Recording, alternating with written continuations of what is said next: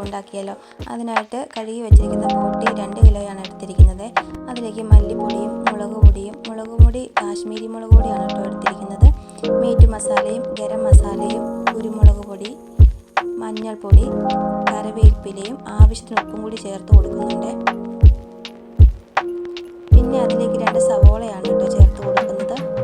ഇഞ്ചിയും വെളുത്തുള്ളിയും കൂടെ ചതച്ചതും കൂടി ചേർത്ത് കൊടുക്കുന്നുണ്ട്. നന്നായി ഒന്ന് ഇളക്കിയതിന് ശേഷം കുക്കറിലിട്ട് 10 വിസിലോളം ഞാൻ അടുപ്പിച്ചെടുത്തിട്ടുണ്ട്. അന്നേരം അത് നന്നായി വെന്തിട്ടുണ്ട്.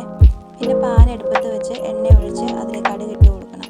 ചെറിയുള്ളിയും കറിവേപ്പിലയും കൂടെ മൂപ്പിച്ചിട്ടുണ്ട്.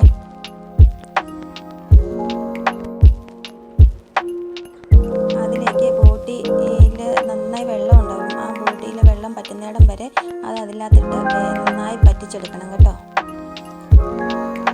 നന്നായി ഉണങ്ങി വരുന്നിടം വരെ അത് ഇളക്കി ഫ്രൈ ആക്കിയെടുക്കണം. അതിലേക്ക് പിന്നെ 3-4 പച്ചമുളകും കൂടി ഇട്ട് കൊടുക്കുന്നുണ്ട്.